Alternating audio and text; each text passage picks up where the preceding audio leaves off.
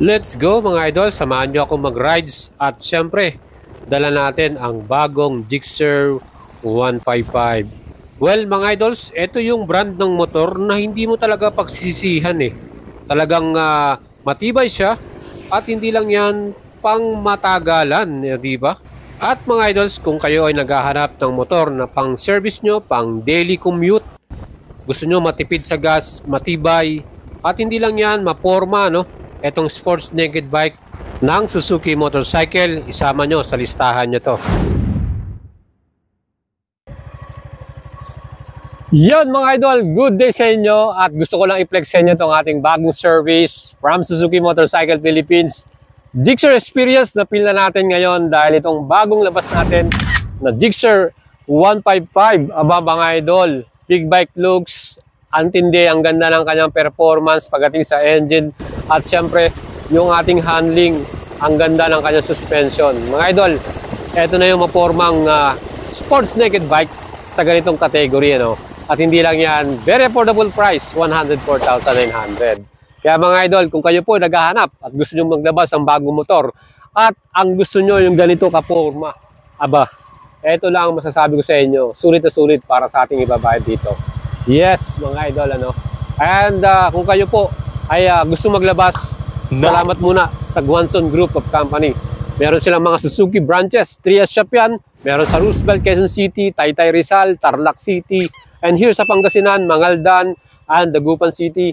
Gusto nyo maglabas, pwede rin ko yung matulungan. Send message lang kayo sa ating Facebook page.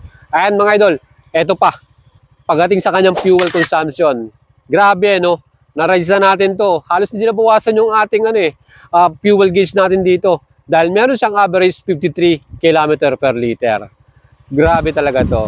Tara, subukan natin at samahan nyo ako na i-test ride to at mapil natin kung gaano ba ka-accelerating ang rides natin dito. Yan po ang ating Suzuki Gixxer 155. Sulit na sulit!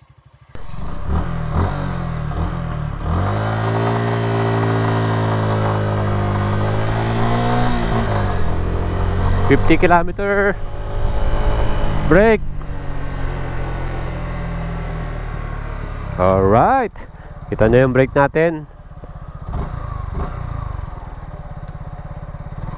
One more.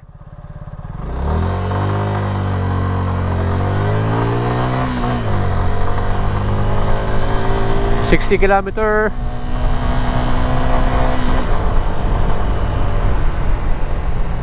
Woo! Wow!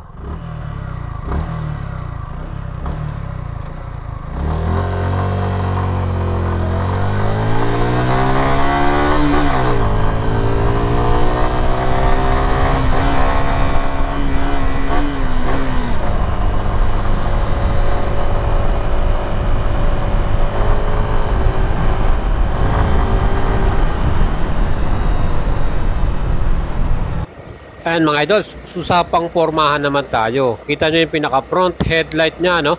Ayan, meron tayong passing light dito. At mga idol, eto ang kagustuhan ko rito, LED ang ating ilaw para sa ating front headlight, yung daytime running light nya. At syempre yung ating mga signal indicators ay talagang visible din. Plus syempre, okay talaga ang pormahan natin dito. Sa ating namang rear tail light, yan din po ay LED. And i-check naman natin yung pinaka-engine nito mga idols. Yan po ay may total displacement, 155cc, single cylinder, single overhead camshaft, air cooling, 2 valves fuel injected na to, at 5-speed transmission, max power 13.9 HP, at max torque 14 Newton meters. Ito sa akin, sapat na yan eh. Dahil gusto natin saktong takbuhan lang. 4x-stroke 56/62, at acceleration nito 0 to 100 km per hour ay 15 seconds. Marireach na natin yung 100 km/h. Again, sa atin namang speedo test, top speed ito, nakikita natin 115 km per hour. So sa akin idols, okay na yan. Hindi naman natin kailangan yung sobrang bilis. Dahil nga gagamitin na natin ito pang daily service, pang pasok natin, at pagbablog natin, di ba? Pero okay din yung stopping power nito. Naka-disc brake yung front, 2-piston caliper, Vibre ang ginamit nito. Yan po ay Indian brand at syempre yan pong Vibre ay subsidiary po yan ng Brembo. Ang disc brake sa likuran, 1 piston din, bi-brake caliper. And pagdating naman sa kanyang stopping power at ability, okay naman. Siyempre kung meron tayong ABS, mas solid sana, no? Siyempre hindi magsasudden lock up pag may ABS. Well, itong unit natin ay walang ABS, kaya ingat-ingat lang tayo. Takbong bogi lang talaga tayo dito. Front tire natin 180 by 17 inch. Gusto ko yung tires nito, wide tires, ano? At siyempre tubeless pa, less maintenance, easy to maintain. Ang sukat naman sa likuran 140/60 by 17. At ang ginamit nilang brand ng tire dito ay MRF tire. Meron pa tayong tire hugger sa likuran, ano? Ang front suspension naman ito ay naka telescopic forks, large diameter, mataba yung kanyang front forks, no? At syempre monoshock sa likuran, 7-step preload adjustable. Fully digital din ang ating instrument panel. And syempre meron tong gear indicator. Yan yung makikita natin kung anong shift na tayo. Kung naka primera, segunda, di ba? Perfect yan.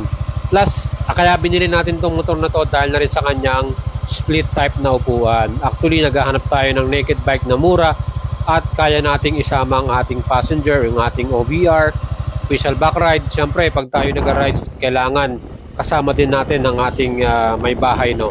Kaya isa to sa napili natin.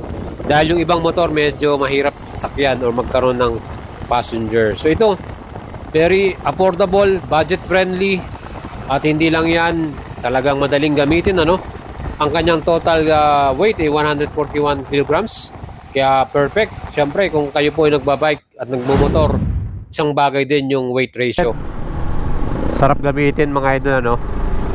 And personally talagang na-enjoy natin to. Ganda na suspension niya eh.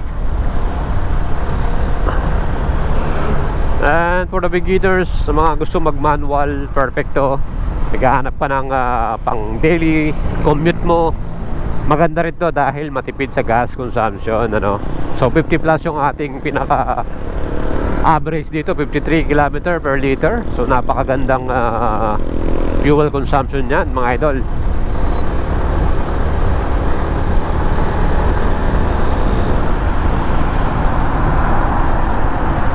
Alright, so etong Gixxer 155 talagang highly recommended natin. Tayo po ay meron na rin naging Suzuki motorcycle and ang tagal din natin ginamit yun, almost how many years din, Shogun 125, no? So ang Suzuki po talaga pagdating sa quality at durability, grabe, sobrang tibay. At hindi lang yan, Japan made quality to. So pagkakagawa na lahat po ay talagang masasabi nating finest, no? Yun ang ano natin dito. And pagdating sa parts, talagang matibay, pang matagalan. So yan ang mga advantage pag ganito yung motor mo, no? Yung brand na bibilin mo. So overall talagang suspension, goods, handling, napaka lightweight nya, no? Ayan, no? Talagang pwede yung ano to, laro-laruin lang, ganda. So yan po yung ating personal impression para dito sa ating brand new Gixxer 155.